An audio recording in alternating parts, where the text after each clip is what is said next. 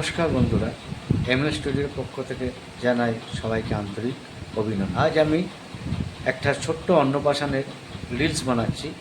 তো সেই রিলসগুলো খুঁটিনাটি ধরে মানে নিখুঁতভাবে কীভাবে ধরে এই রিলসটাকে বানাতে হয় স্ক্রিনের মধ্যে ভেসে উঠছে, দেখতে পাচ্ছেন যে আমি রিলসটা বানাচ্ছি।